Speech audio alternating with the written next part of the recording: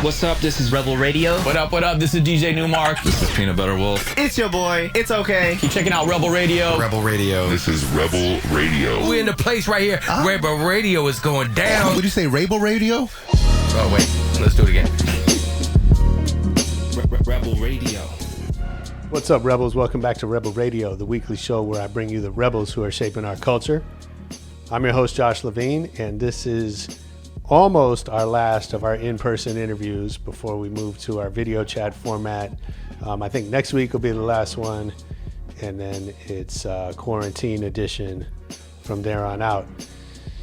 Check it out. My guest today is sKitz Kraven. This guy is a great example of how labels don't ever really do us justice. He's considered a horrorcore rapper.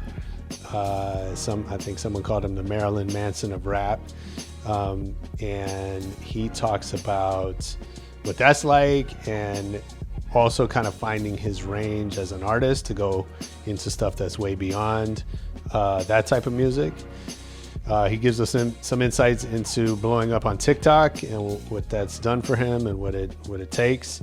And also a really interesting perspective on live shows, which I know we're not having right now, but someday soon, hopefully, we will be having live shows again.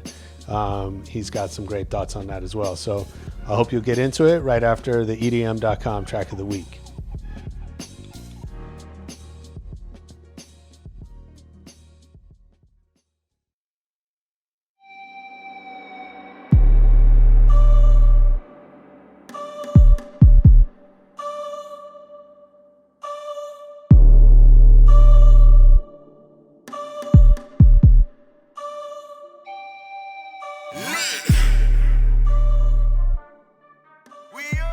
That was King Kung and Dex Turner with Bruno, the EDM.com track of the week. If you like that one, get over to EDM.com and check out more new music.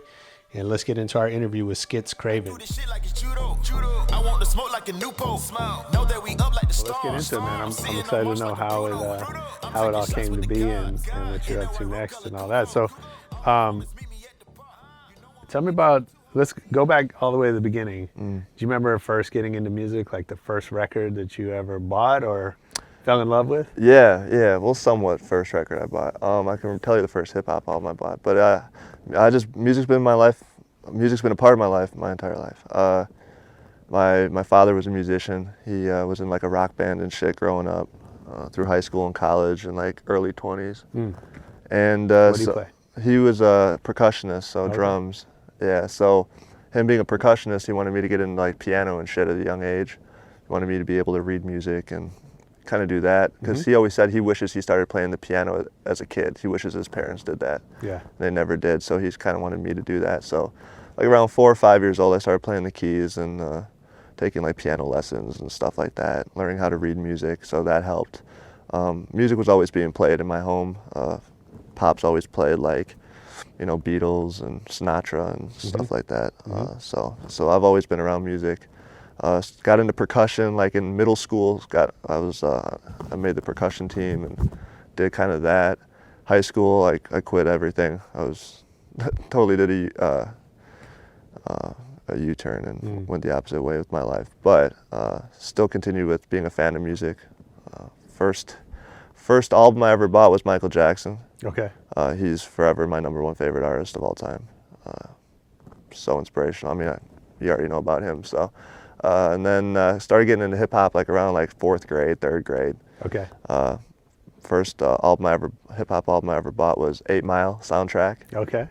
My mom's made me get the edited version from Walmart. Yeah. I think Walmart at the time was the only one that like sold like the clean versions. Yeah, they you know wouldn't what I sell mean? the dirty version. Exactly. So I was hyped on that. But then my homie had the non-edited, so I'd always go over to his house after school and like do that and hear the dope shit. So you bought that, was that after seeing the movie?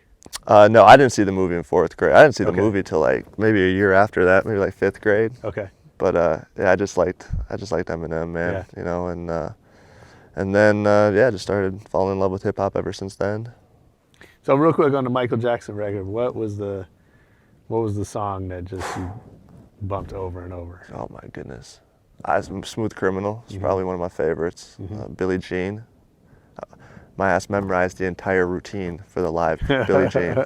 Everything from the kick, spin, toes, everything, man. Yeah, I idolize that, man. It's funny. I mean, you know, we talk about, you know, it's hard to remember how dominant that record was, or how Michael was just in the scheme of pop culture, right? Like no one is that dominant. No one will ever be that or will dominant ever again. be, for sure. But you know, but you bring up a good point, like, because we used to not just, you know, we used to watch the videos and memorize the steps, and you know, you had the whole world moonwalking or whatever that crazy kick shit he was doing, right? And I don't know that happens anymore. Like as having an icon out there that people are like idolizing and memorizing each Like, of their. like music videos are still really important. Oh, I know, you know, Yeah. you reach a lot of people on YouTube, you know, etc. But it's not the same kind of thing of like, Definitely not. of like I'm trying to learn the steps and I'm trying to like really live that video.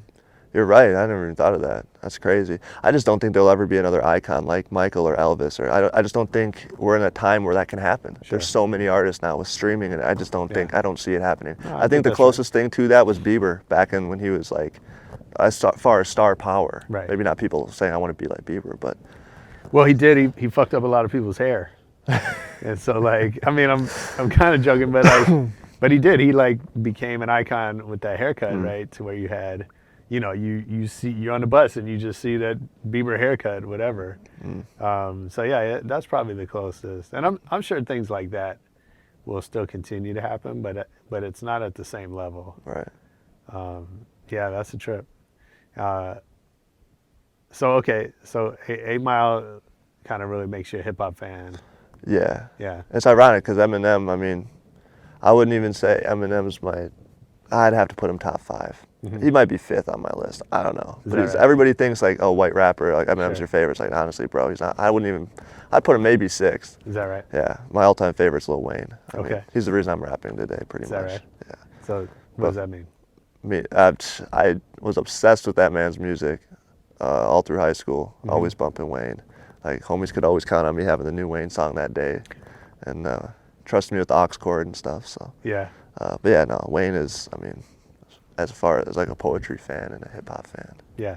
untouchable. So how'd you get started rapping then? Yeah, so rapping kind of just happened.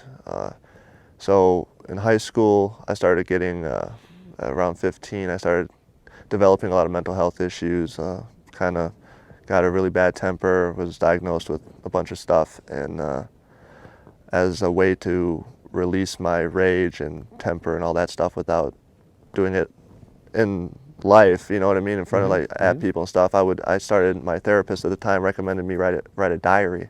And when he told me that, I kind of was like, a diary? That's kind of, don't teenage girls do that shit? Like, I'm not writing a diary. Right. He's like, just try it. Just trust me. Just do me a favor, fucking try it. Yeah. It's all right. So, yeah, one day I just started writing like my thoughts down, and like, I'm sure if anybody picked that diary up, they'd put me in a freaking a cell block, but you know, it was a way to cope, and it was therapy. So like those thoughts and stuff started turning into like little short stories. I'd write like little things. I started bringing up this fantasy stories and stuff, and then I've always been a fan of rap, and so I started writing like lyrics, like poetry lyrics. It wasn't like songs, but it was just like just rhyming, and that turned into like me showing one of my homies like, hey man, I've been doing this for like a month. Can I show you one of my like little spoken word things or whatever? And he's like, dude, like that's dope as fuck. You should like try like going like rapping. I'm like, what? All right. So like 15, 16, just started like finding beats and just fucking around and freestyling at lunch and stuff with people. And then I started getting more into the writing, and I started writing songs actually with choruses and stuff like that. I started showing more people, and more people were just like, oh, like it caught their attention because from the jump I've always written like pretty dark music. A lot of them were like violent and stories and stuff like that. So people were like, yo, like that's fucked up, but that shit's hard. Like no one's doing that. Like that shit's like, you should really keep. So I had a lot of like people in my life motivating me and telling me, yo, keep going. Otherwise I don't know how far I would have taken it. But I just kept going, and then people started saying, damn, you need to like record these. And so I started off on GarageBand on my fucking laptop and found this, started that way. But yeah. What was the first time up on stage like? Holy shit, what was my first show? First show was when I opened up for Waka Flocka. Oh, nice. Yeah, that was fucking amazing because I was a huge Flocka fan too. Yeah. So that was like nostalgia. You know what I mean? It's just a lot of emotions. It was cool, man. Except the dude in the front row that just fucking flipped me off the whole time. Of course. Yeah, I loved it. So that was cool. So I took a water bottle and I threw it at him. Nice. That was fun. But yeah, Waka Flocka, man. I was at the observatory in Santa Ana. Oh, okay. Yeah. Wow. So that was cool. It was a That's packed house too. That's a good place to start. Yeah, definitely. I mean, it kind of, when you go from that and then your second show's at this little bar, Right. it's like, fuck, man. Right. Go back to the dope shit. Of course. But no, it was cool. So it sounds like you had a lot of encouragement kind of early on. Yeah. Usually getting some hate is kind of part of the journey too. Oh my goodness, yeah. So how do you take both of those? It sounds maybe cliche or corny, but I honestly feed off the hate more than the positivity because the positivity, like in all humbleness, like I know I'm dope. This is the one thing I'm good at in my life that I'm confident with. I'm not good at anything else in my life but this. So when people, praise my music or whatever, it's almost like thank you, I appreciate it, but like this is why I'm doing it, But when people like hate on it, I just want to know why. Like if you just say, oh, you're trash, that does nothing for me, and I will not respect that. But if you tell me, yo, I think you're trash because of X, Y, and Z, I can fuck with that. I'll sit down and have a conversation with you. That's cool. And I might even like pick some pointers up from it. I love hearing, especially negative feedback. I'm down to hear that. Like I know a lot of artists that can't stand that. Sure. That literally like will avoid it at all costs. And I'm like, for me, I feel off that. I feel like it's healthy. Yeah. Especially as an artist. Like if you have yes men and all that your whole life, you're never gonna improve. You're not gonna evolve. That's right. So I think it's good to have negative feedback. But I've gotten hate since the jump. I had a lot of people, like I said, in my corner, like telling me like, yo, keep going, like you're dope. But then with that comes hate also. I had a lot of people in my high school and shit that weren't fucking with it or oh, you're white, that kind of shit. So yeah. But the hate never really bugs me. What bugs me is just when, like I said, when people are just like, oh, you suck, or this song's trash, or this and that. Sure. It's like, explain a little more, bro. Like, I want to hear it. So. It's funny. I mean, I think we need both, right? We need people in our corner, but I mean, it sounds like for you that negative energy or that criticism is fuel as well. I wonder if that's So you talked about kind of some mental health challenges. Is it so you started writing kind of in response to what was going on inside you, which I guess we all do, right? But did that make a difference to those issues? Like, did you find it helpful? Like long term, what you were going through? Yeah. So writing, it helped short term for me. Like, Okay. if, like say I'd flip out at school or whatever, or like throw a chair, or computer or something at a teacher, I had a fight with another student or something. I would go home, and instead of throwing shit at my house and raging out that way, I would go home and just talk about how I want to kill this kid or do whatever and make like that kind of shit. And that helps short term. Long term, I feel like I felt like I had to grow out of a lot of the depression and stuff. Like I still deal with depression obviously every day and stuff. I don't think I'll ever grow out of that. But as far as like the IED, the intermittent explosive disorder, that I feel like that comes with age. Like I'll always have a temper. I've had a hot temper my whole life, but I know I'm a lot more mild than I used to be, and I've learned how to control my temper. As being an adult, you fly off the handle, you're going to jail, bro. Sure. Plain and simple. So it's like you learn you pick your battles. Yeah. When you're a kid, you don't give a fuck. You're like, I don't know, what are you gonna do? Like, Right. you know what I mean? So Right. I feel like that helps. But the writing definitely helps me to this day. I mean, it's more of like it's just what I do every day. So it's not like I gotta write because this happened. I just write. Good, bad, in love, not in love, So, but definitely the writing was probably the best way of therapy for me personally during that time. Yeah. I saw an interview talking about your childhood, right? You're saying, came from a good family environment, and and like maybe not the environment that people would think of, kind of leading to some of the challenges you went through. I think, to me it feels like, no matter where we come from, we all go through our shit, right? And you kind of assume like that maybe people going through depression, like they've had it harder, or they've had, and I don't know if it really works that way, right? Like, Yeah, I don't believe it. yeah, I don't believe that at all. Some of the most fucked up people are like multimillionaires' kids.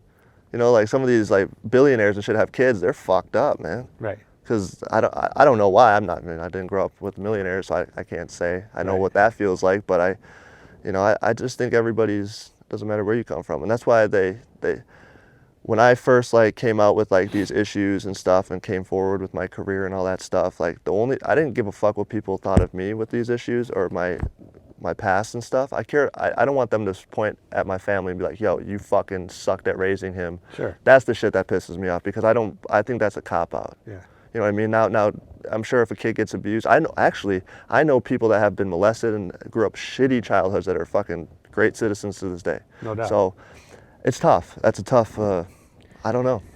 yeah. I mean, I think we have these stories we tell ourselves about how those things happen, and they're usually not true, right? And I've seen I was reading this book recently about the idea that depression maybe comes from having it too easy, Yeah. right? And that's probably not the only scenario. Obviously, you could go through some shit and end up depressed too, Yeah. right? But that's one scenario, right? Is that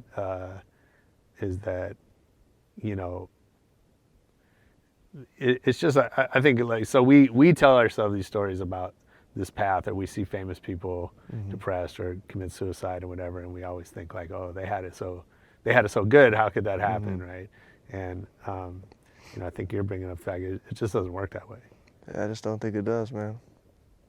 I think it's, So what have you learned now? Now you're a grown man, and as you said, there's consequences, whatever. So how, when those issues come up for you, what's your process like? well, now it's like I got too much to lose with the career and like making money and shit. Like that's my number one focus now. Like Yeah.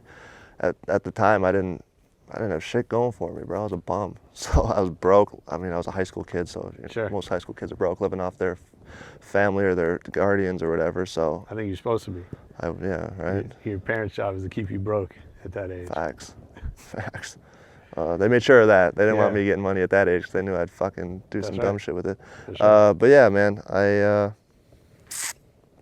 What did you hear from fans, like, on the as related to mental health stuff? Like, did you hear from fans about what your lyrics were impacting Oh, them? dude, for sure. Like I was did this other interview the other day, and I same question, and it's crazy because literally like probably 85% of my DMs and like emails and stuff are all like messages containing to your music saved me. I relate to you. I'm going through the same shit. I have IED. I'm dealing with. I'm bipolar. Like it's all that. You know what I mean? That's most of my messages, and those are the best messages. People saying like, oh, like you saved my life, or my boyfriend's in jail, and you're keeping him, like shit like that, bro. Like that's bigger than music to me, and that's why that's what really made me, when I started getting those messages, when I started getting a fan base a couple years ago, like those are the ones that were like, that made me like want to keep doing this music. Like there's times where I feel like, man, I don't feel like fucking doing this shit sometimes. But then I'll get like messages like that, and I'm like, yo, like that's what makes me want to like try to be the biggest artist I can and work Sure. my ass off, because there's people now counting on me, you know what I mean? And shit like that is, as crazy as it sounds, like how can you count on somebody you've never met? Yeah, but go back to that Michael story, right? Like, True. Look at all the lives that he touched and the people that counted on him. Mm-hmm. And so no, I'm not surprised by that at all. Yeah. So you have this style. I think your publicist here called you the Marilyn Manson of rap. Yeah. The Source, actually, that's how that came about. The Source right? magazine said that, yeah. So when they said that shit, at first I was like, 'cause I've never been like, Cover Your Ears fan base. I think I'm a Manson fan. I've never really been a Manson fan. I don't really know his music like that. So when I said that, I thought I was like the dude with makeup that wears titties on stage and shit. I was like, what the fuck? Well, then I dove in a little bit more. I'm like, okay, I can kind of see it, I guess, a little bit, but Sure. yeah, no, that was interesting when that. So how did that style emerge? Like I get where the lyrics come from, right? But you know, you definitely, I mean, watching your videos, you know, there's definitely a persona there. Yeah. Did that happen from the beginning, or were there phases? That honestly, that was. I mean, there was phases. Obviously, every artist goes through phases, but the dark shit is what I started with. I mean, Horrorcore. That was my first song I ever wrote back in high school. Was one of the most gruesome songs I think I've ever made, and it's called Trick or Treat. And it was, yeah. I mean, I've always, because I was so angry as a kid. I hated everybody. I wanted to kill everybody. Like, I was such an angry person, and so I made these stories and I got all my anger out, like I said, on paper and stuff, and all that was coming out were these like crazy ass fucking rhymes and like little storytelling things and stuff like that. So that's really what got me where I'm at now, is just being different. Like you have like people like ICP and stuff. I hear that all the time, but everybody's like, they're just different. Like you're doing something different than them, and it's like, so there's always been like dark in hip hop. Even Eminem has some crazy shit, you know. Mortal Technique, you know, those guys. There's been darkness in hip hop, but I feel like I'm doing it a different way. I'm just being me, honestly. I'm just, like I said, making the music, and the brand is just me, and it's really, the brand is me 10 years ago.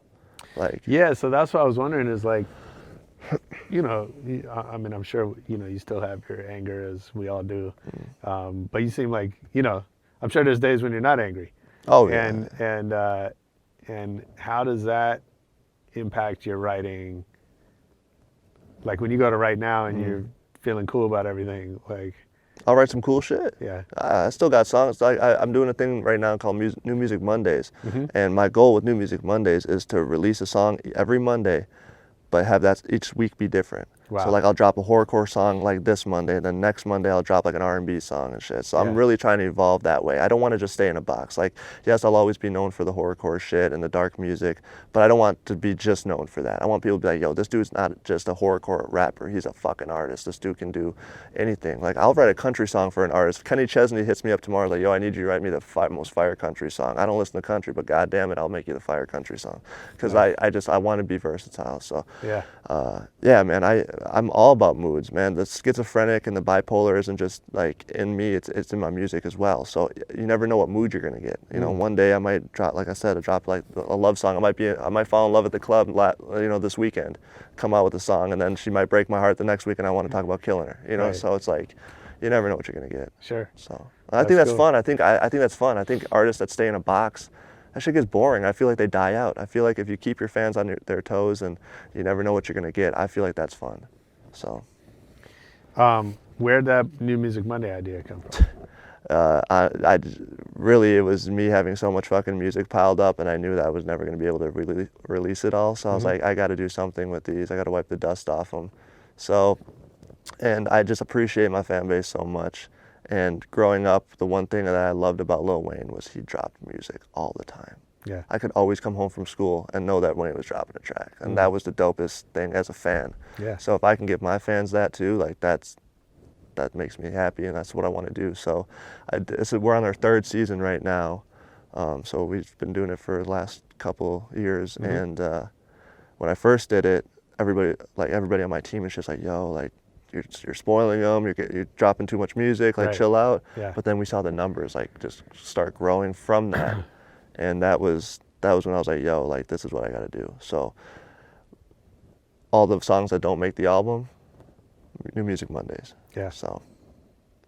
And so does that mean, are you recording like on a daily basis? All the weekly? time. Yeah, I wouldn't say right now, not daily. I was doing daily for a while, a couple months ago, but I tend to overdo it sometimes, and I feel like too much of anything isn't all the right thing to do sometimes. Right. So I was actually, these last couple of weeks, I've been in like a little writer's block. So I've just been really focused on videos and visuals. Oh, okay. So I've been doing a lot of scripts and writing a lot of treatments these last couple of weeks, and so I try to shift. If I'm kind of whatever on one thing, I try to find another piece in my brand that I can really focus on and elevate, whether that's videos or just pure production, or photography, anything like that, shows. So right now we're writing. That's really smart. I mean, everyone I know, creative people go through writer's block, and I think that's something I've done sometimes, is just you turn your attention somewhere else where you can be productive and just keep it moving. Yeah. That's the other thing, like why I want to make different types of music, because I would get so bored of making the same type of songs every fucking day. Sure. Like if I just did only horrorcore music, like that would drive me nuts. 'Cause, like I can only talk about dismembering a family so many different ways. Like, come on, guys, don't you? Because I get fans that like the hardcore horrorcore fans. When I drop anything that's not horrorcore, like, man, you're getting soft. Where's the dark shit? It's like, you guys, man, trust me, you guys are gonna get bored of it after a while. Yeah. So just bear with me, So. Yeah, you gotta, but writer's block happens, dude. It happens to everybody, like you said, and you just gotta find ways to, I used to get so discouraged, I thought I was falling off when I was first starting out, and I'd get writer's block.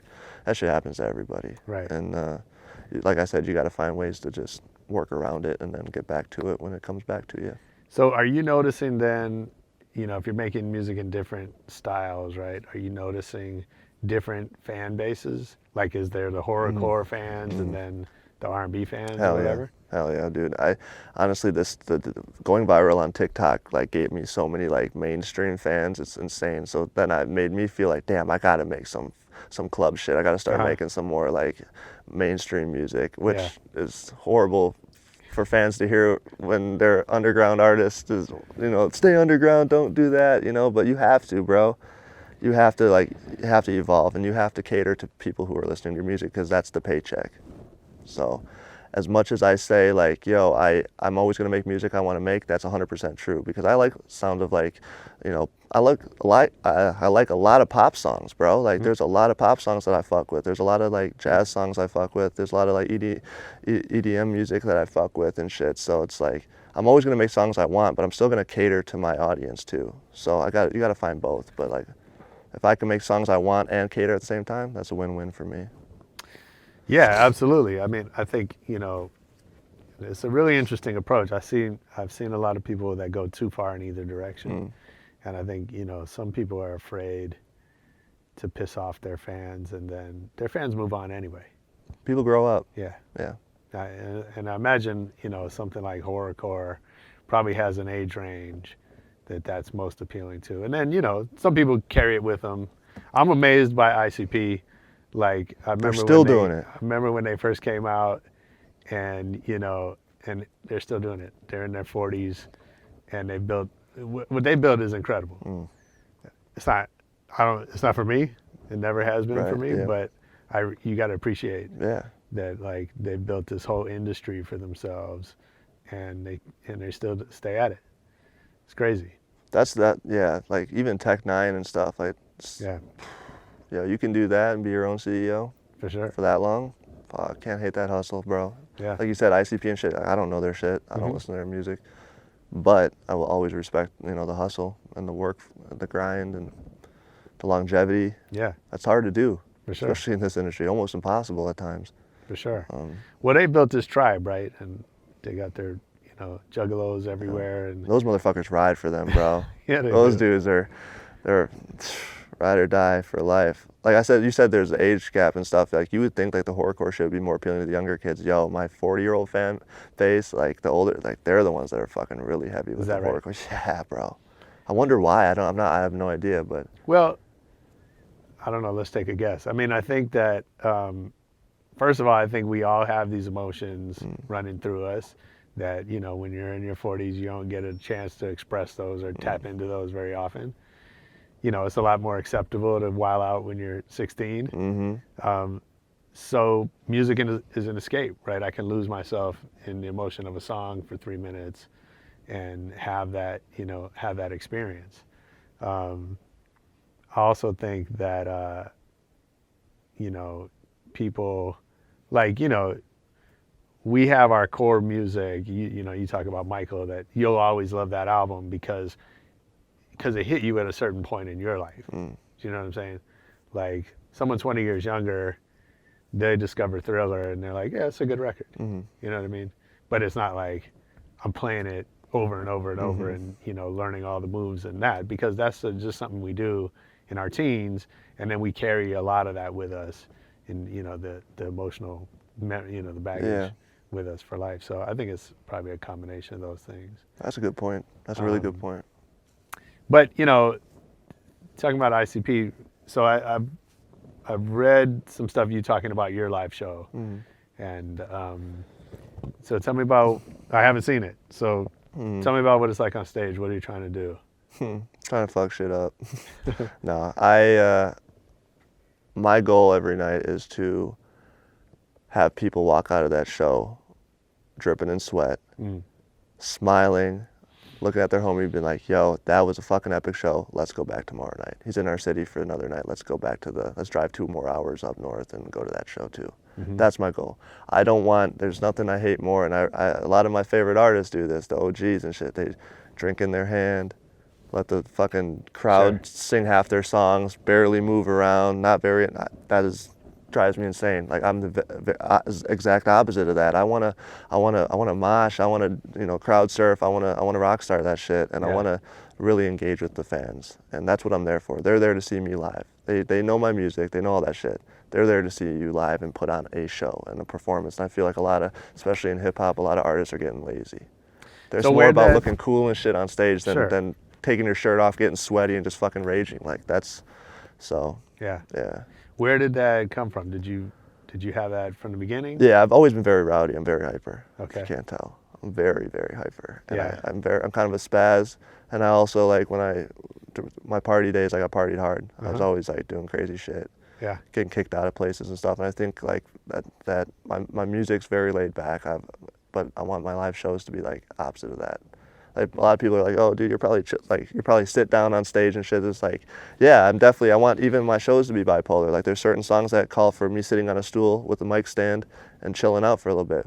But then the next song could be some crazy shit where I take the stool, smash the stool, and then fucking rage, you know? So it's like, that's what I kind of picture my rest of my career being until I get old and my knees start hurting, and then I can't fucking do that. But so that's what I read, is you said it's not a concert, it's a movie. Yeah, movie shit, bro. I want to make movies, bro. I want this shit to be legendary. I want it to live on forever. I want people to always remember the sKitz Kraven show. Like, yeah, that motherfucker's nuts. That show was fucking insane. Yeah. You know? Whose shows have you seen that kind of influenced you? A lot of shows. Travis Scott. Yeah. He's a phenomenal performer. Is that right? Yeah. He's really the fucking ground, bro. This was the first time I've ever seen this shit. The ground at the festival was doing that. Yeah. I don't know if it was from the, you know, the speakers and all that shit, but it's yeah. just the vibe. Everybody was jumping. There was thousands of people. Like, that shit was a movie. Yeah. Machine Gun Kelly is a really good performer. I've seen him once. It was really good. I was younger though. I liked the way he you know, read the crowd and catered to him. Michael Jackson, bro. Although I've never seen him live. Right. You ever see him live, Henry? No, but I met a girl at a party we had for him once. Okay. There you go. That's close enough, right? Nice. All right. That's better than I got. So you mentioned the TikTok, kind of going viral on TikTok. Yeah. How'd that happen, and what is TikTok like for you? Well, yeah, dude, that was a trip, man. So TikTok, yeah, it was on my birthday last summer, on July 9th. I was at the studio, just working, and my phone just started blowing up. I'm like, what the fuck? And I go on Instagram, and I'm just getting floods of messages, and people are like, you're going viral on TikTok, you're going viral, like, just all that shit. I'm like, what the fuck is TikTok? I had no idea what the fuck TikTok was. Wow. I was like, what the fuck is TikTok? Yeah. So I picked a random message. It was this chick, and she's like, hey, you're going viral on TikTok. So I messaged her back. I was like, okay, can you FaceTime right now? And she's like, yes, or whatever. So I hit her up on Instagram, FaceTime or whatever, and I'm like, okay. She's like, yo, like, do you know what's going on right now? I said, not at all. Why don't you cue me? First off, what the fuck is TikTok? She's like, that's so funny you don't know, but it's this app. It's like a lip syncing type app or some shit, and it's like blowing up right now. And one of these Disney Channel people picked your song up or whatever. I said, what song? She said, That's All. I'm like, you're telling me these kids are singing That's All? Like that, what the fuck, dog? Like that's dope, but like I would have never thought that was the song. I would think it would be one of my more like happier type songs. Sure. It was just, That's All. So I was like, okay, that's dope. So she's like, make a profile on TikTok and just ride the wave. I was like, all right, bet. And then day later, I just keep seeing like 30,000 videos have been made of your song, 60,000, 100,000, like just keeps going like throughout the days, and I'm just like, holy shit, like it just, and that totally gave me like, I got like fucking little kid fans now and shit. It was a blessing in disguise. I'm not a big TikTok person. I don't really do I'm not flamboyant. I'm not like that. You know what I mean? Kind of just be like, I'm good on that, but it is a blessing. It's very cool, and I'll forever like hype up TikTok and support TikTok because of that. So does that become, part of the strategy after that? Do you start then thinking about like, we're making music, how are we getting it to TikTok, or what is that? Yeah. Like are you like adjusting things kind of on the fly as you see stuff happen like that? Oh, for sure you have to, but I don't like wake up and be like, okay, how can I TikTok? No, TikTok's like the last kind of, I'm still doing what I'm doing. But now I have a little more, like so when I post things, I have one more app to post on now. I kind of see it that way. Like I have one more like social media, whatever to show love to and to like spend time on, which is kind of like, if it wasn't for music, I wouldn't even have an Instagram, bro. I fucking hate social media, but you have to have it. So I was like, oh, another app. Like I don't even have Snapchat. I never will have Snapchat because I can't. You won't see me like waking up vlogging. Hey everybody! I don't do that. I'm a loner, dude. Like I kind of keep to myself. I don't really fuck with the camera like that. So it's it's interesting because TikTok, you got to be super like, I don't know. Have you seen TikTok? A little bit. It's kind of cringy as fuck. It's not for me. Yeah, no, but it's so cringy, but it's intriguing because it's like I watch these videos. I'm like, but I keep watching them, and I can see why it's getting so popular. Like, I don't know. These kids are taking over the world, bro. Everybody seems really happy. Everybody's happy on TikTok. I haven't seen anybody. I think I'm the most angry song on TikTok. I've never seen anybody like. I've seen people sad, like the emo and shit, the emo kids and stuff. You know, that whole scene. But yeah, everybody's like pretty and having fun. I don't know. It seems like a positive app. Yeah, for sure. But it's definitely a lot of energy.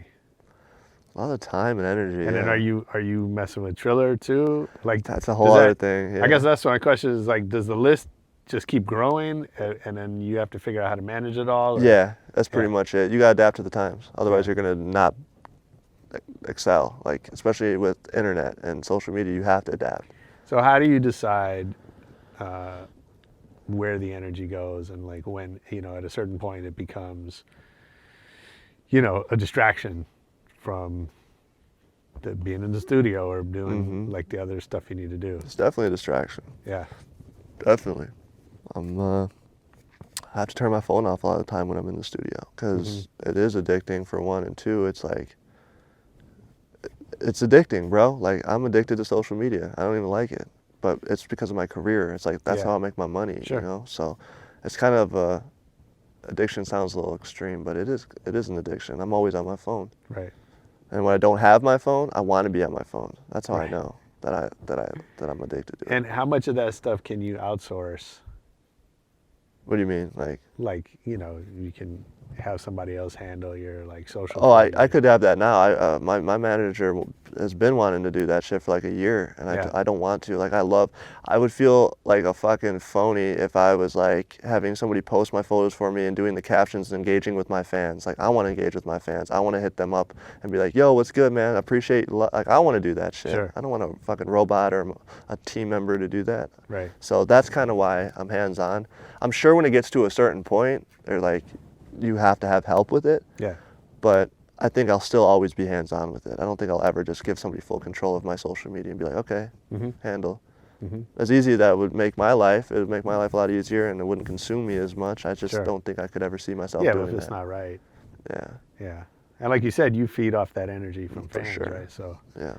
that's important to hold on to. Mm-hmm. What's next? What are you excited about? Get this tour going, bro. Yeah. This is all I'm focusing on right now is this tour. You know, the music's dropping every Monday. Videos are popping out left and right. That's cool. That's the easy part. It's this tour shit, bro. Like, I want to go to. The tough part is I'm stubborn. I want to go to all the small places. Like going to L.A. and Brooklyn. That shit's cool. But like, I want to go to like the towns I grew up in because nobody goes to those towns. You know, so I want to cater to the little small town in Iowa or Ohio or fucking Texas and shit. Like, so. But the problem with that is, it's like, it's hard to book. Yeah. You know what I mean? So we're taking our time with it. But I really want my first tour. Like, I could have gone on tour. I could have done half-ass tours, half-ass shows and shit. I don't want that. I want my first tour to be like dope. And I want to be able to give the best show possible. And if I'm worried about, you know, certain promoters or these little venues and shit, like, I'm not going to be able to give my fans the best show because I'm going to be stressing about other shit. So I want it to just be a smooth process. It never is, but I want it to be as smooth as possible, especially for my first tour. Yeah. First time fans getting to see me and stuff. I want to give them the best experience possible. So we're taking our time with the routing and all that, and the fans are driving me nuts as much as I'm driving them nuts because they're every day, when are you coming here, when are you coming there? And I'm like, yo, like, I keep saying this, I've been saying this for a year, I know, but like, just stay patient, it's happening. Yeah. Just trust me. I mean, that's a good problem to have if people are. Yeah, people no, are it is. interested. But I feel like, I don't know, sometimes I feel like, damn, am I going to lose fans if I don't start hitting these fucking shows? Like, No, you're not. That's what everyone says, but I still think that. Right. I'm like tripping a little bit, like, damn, I don't want people to be like, you know what? Fuck this dude. He's not ever, you know. Right. So, I don't know. Besides that, I'm chilling on the being patient. I'm not a very patient person. I can tell you, I used to work with Linkin Park, and they would get messages from countries that they've never been to in 20 years that are like, when are you coming to Malaysia? Actually, they do go to Malaysia, but like, now I can't even remember which countries. 20 years though. Yeah. Still. India. Wow. They're like, when are you coming to India? We've been waiting 20 years. What the fuck? Damn. Right? And yeah, they're not, your fans are not going to give up.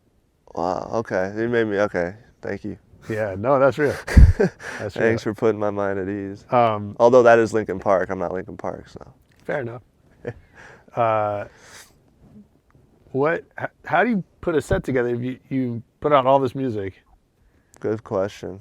No, it's. How's that work? I go by most popular, and then I go to so I do the most popular, and then I do like my favorites, and then I do like 2 songs that I'll pick 10 songs that are the night of, depending on the city and the vibe, the weather and shit, like moods. So like I'll always save 10 songs, and I'll always continue swapping those 10 with each other. Yeah. But then I have my set songs that I do for every city or every night. You know what I mean? And that's cool too, because I look at my my stats and stuff, and I see what cities are playing what song more and stuff like that. So you got to kind of do it that way.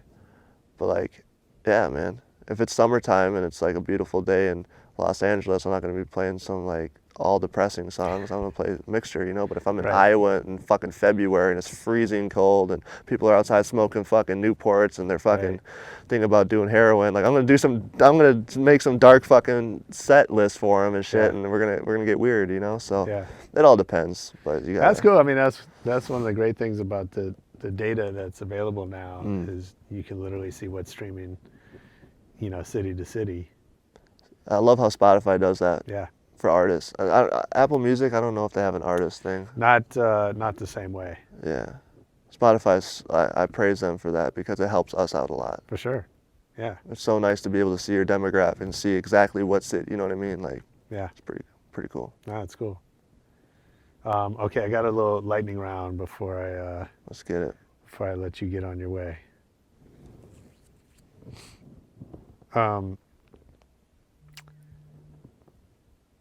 What's your favorite city to travel to? New York City. Who's your favorite DJ? Skrillex. Oh, nice. That's a good answer for you. I like Skrillex for you. I like Skrillex. I mean, he's dope. Yeah. What's the last great book you read? The Bible. Okay. I've heard of it. Haven't read it, but I've heard of it. I haven't read it, the whole thing. Okay. I need some God in my life, man. My life's fucking disgusting. I need some I need some positivity sometimes. What movie have you seen the most in your life? Nightmare on Elm Street 3, Dream Warriors. 3. Is that the best of the series? My humble opinion. Okay. Mm. Fair enough. All right. How much are you? Now we're off track on the lightning round, but Let's get it. how much are you a horror movie fan? Like you make music in that lane.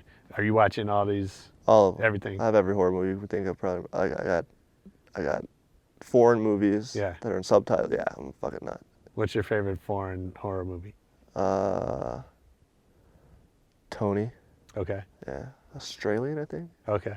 I'm not a horror movie fan, with a couple of exceptions, but Audition, Japanese movie. Well, it sounds familiar as hell, but I don't know if I've ever seen that. Watch. Audition. What's it about? It's about a woman who gets like assaulted and takes her revenge. So kind of like Kill Bill type shit? Yeah, but different. Okay. It's badass though? You didn't see Hard Candy, did you? No, I didn't. That was, what's her name? Ellen Page from Juno. Okay, yeah. The movie she made before Juno. That's what put her on? Same kind. Well, yeah, it was a tiny little movie that no one ever heard of, but it was like same kind of story. Okay. But Audition, but it's Japanese horror. That's dope. I'll keep sick. it. Yeah. You'll dig that. That's all I got. I don't That's know pretty too much good. She about got horror. me though. It's a movie I've never heard of. Shit.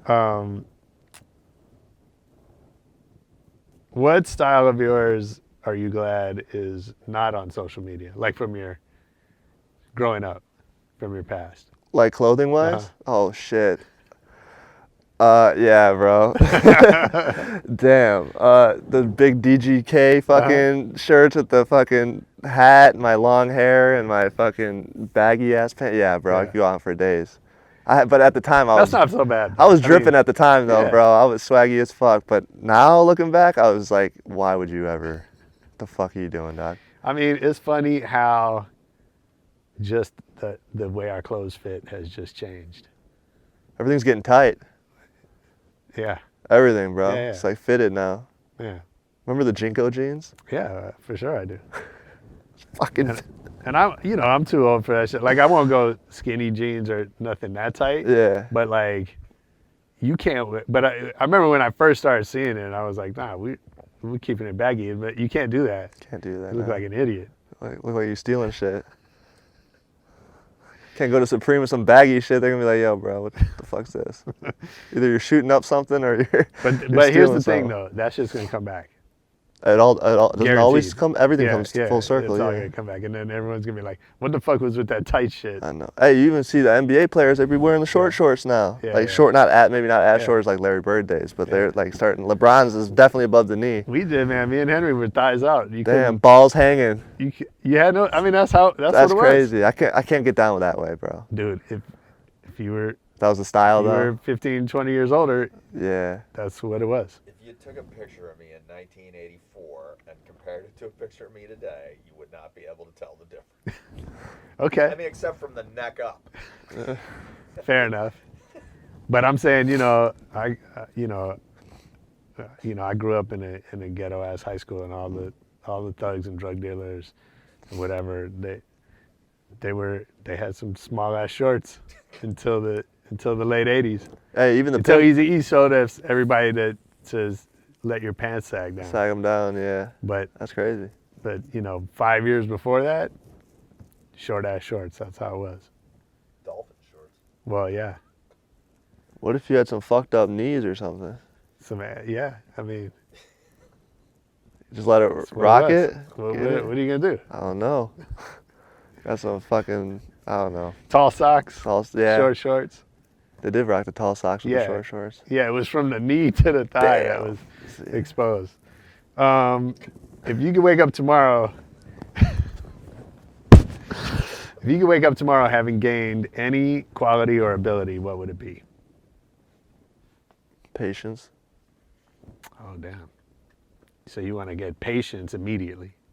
I wish I had a lot more patience. That's Yeah. an irony. Is that the word? Is that crazy? Yeah, that's good.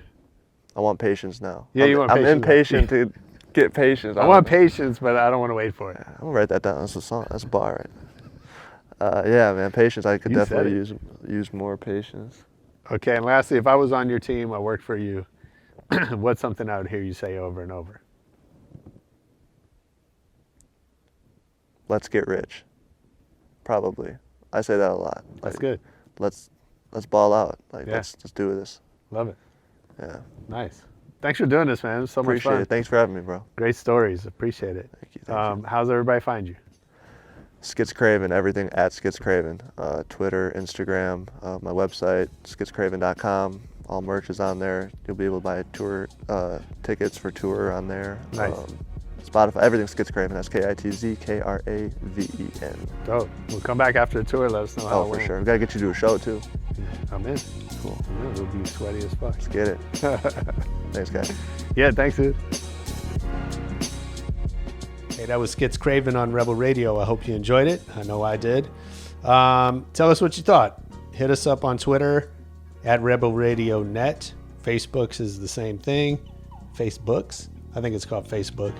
I don't know. You decide. And we got videos of a lot of our episodes on YouTube if you want to check those out. And most importantly, come back next week for more Rebel Radio.